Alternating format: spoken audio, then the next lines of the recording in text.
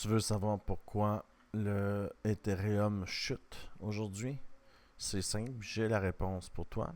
Alors, si on regarde ici, l'Ethereum à partir du 23 ici a chuté.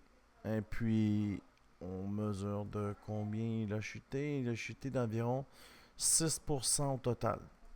Alors, si on retourne sur la nouvelle que je viens de trouver, alors, crypto, Grayscale transfère 1 milliard de dollars en ETH à Coinbase. Le transfert a eu lieu la veille du lancement du premier ETF Ether au comptant aux États-Unis, prévu pour le 23 juillet. Alors le transfert a eu lieu le 22. Et puis, en fait, ce qui se passe, c'est que Grayscale détient un fonds de Ethereum et charge aux alentours des 3% entre 2,5 et 3% pour gérer le fonds. Tandis que si tu achètes de l'Ethereum chez BlackRock, c'est moins de 0,25%. 0,25%, c'est comme 10 fois moins que le prix que coûte Grayscale. Alors Grayscale a perdu beaucoup d'argent avec le ETF Bitcoin et là prend les devants et transfère 1 milliard de dollars sur Coinbase en ETH. C'est la nouvelle qu'on peut lire là, sur le site Cointelegraph. Grayscale a transféré 1 milliard de dollars d'Ether sur Coinbase le 22 parce qu'évidemment, on peut suivre toute la trace des wallets sur Internet. Évidemment, on peut suivre toutes les wallets. Et ils se sont aperçus qu'il a transféré en fait 1 milliard de dollars sur Coinbase. Alors, on peut lire ici la nouvelle. Les transferts d'1 milliard de dollars ont eu lieu un jour avant le lancement du premier lot d'ETF d'Ether au comptant spot aux États-Unis. En fait, ce qui se passe, c'est que le lancement du ETH, il n'y a presque pas eu de transaction. Alors, n'ayant pas eu de transaction, presque, ça vient d'être lancé hier, il n'y a pas eu d'afflux de capitaux et les gens prennent peur et avec le transfert d'1 milliard de dollars sur l'exchange Coinbase, les gens vendent les profits parce qu'il y a beaucoup de gens qui ont acheté dans le bas, ici, beaucoup de gens qui ont acheté ici dans le bas et ont bénéficié d'un gain de 22%. Et là, ils font juste récolter les fruits de leur gain. Les gens pensaient que quand l'ETF hier, ça allait lancer, que ça allait être la folie, mais on n'entend pas parler. Presque pas. Et puis, les nouvelles sont que les débuts sont timides. Alors, c'est pas les mêmes performances que le Bitcoin a eu lors du lancement du ETF au spot, en fait. Et là, les gens se payent en premier. Alors, si tu fais 22% de profit, les gens sont prêts à ramasser les profits parce qu'en fait, ils ne croient pas que l'ETF va faire monter les choses rapidement. Évidemment, un ETF, si on regarde le Bitcoin, ça a pris 70 jours avant de voir une montée au niveau du Bitcoin. Alors, c'est sûr que la journée même ou le lendemain, il n'y a pas de gain réel, alors les gens se payent. Alors, on peut voir ici, la SEC donne le feu vert au réglementaire finaux au ETF d'Ether. Alors, on l'a ici.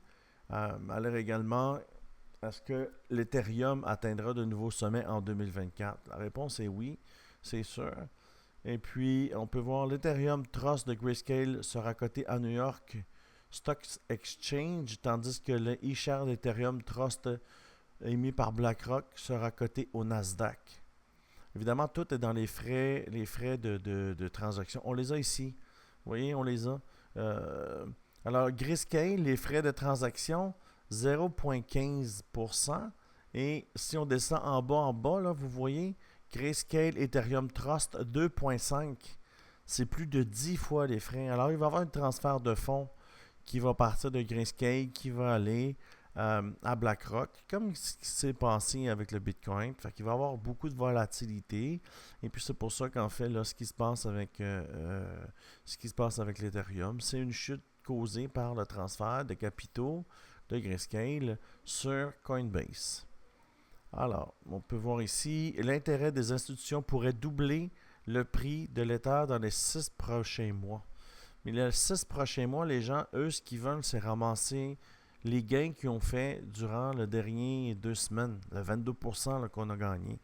Alors, c'est pas plus compliqué que ça. L'Ethereum, c'est sûr qu'il va dépasser les nouveaux sommets, mais la nouvelle est pourquoi que l'Ethereum descend, en fait, c'est ça. Alors, on peut voir ici, l'Ether est actuellement en baisse de 28% par rapport à son record du plus haut de 4800 $. En fait, si on prend le prix aujourd'hui, puis on l'amène au prix le plus haut, je vais vous montrer ce que ça donne exactement. Ça donne un gain, je l'ai calculé un peu plus tôt ici. L'ancien plus haut, je vais mettre en weekly, vous allez être plus facile pour voir. Alors, la ligne ici, c'est la ligne où est l'Ethereum présentement. Ici, on sera au plus haut. Il reste un gain de 46% aux environs là, pour refaire un plus haut. Et puis, si on regarde l'Ethereum sur le daily, c'est pas méchant comme charte, là. C'est même plutôt bullish. On regarde l'Ethereum sur le daily, c'est pas méchant. Là, on a une chandelle ici qui nous descend, mais sinon, c'est pas une charte qui est vraiment bearish, là. Alors, le gain de 22%, les gens vont le prendre. Là, selon moi, ce qui va se passer avec l'Ethereum, on va faire ça ici. On va descendre sur le support ici pour pouvoir monter et dépasser le plus haut. Peut-être que ma courbe est un peu plus loin, mais d'après moi, d'ici dimanche, là, ici lundi, avec en début de semaine, les taux d'intérêt américains vont descendre. Alors, on devrait même se rendre ici, un peu plus haut, là, au 3876, selon moi. Alors, on fait juste vivre un pullback, ce qui est tout à fait normal. On a une ligne de support ici que vous voyez.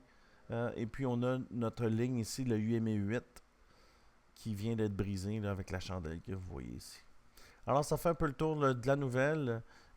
Pourquoi que l'Ethereum baisse aujourd'hui? C'est simple, 1 milliard de dollars déposés sur l'exchange Coinbase, qui l'exchange fait que les gens sont prêts à ramasser du USDT, là, du USDC en fait, pour pouvoir là, payer les créanciers, parce que Grayscale s'attend à ce que les gens demandent leur argent pour investir dans un autre fonds. Alors, si tu aimes ce genre de nouvelles, abonne-toi. Like la vidéo, ça fait toujours plaisir pour le travail qu'on effectue, nous, les créateurs de contenu. Et puis, je te dis merci beaucoup.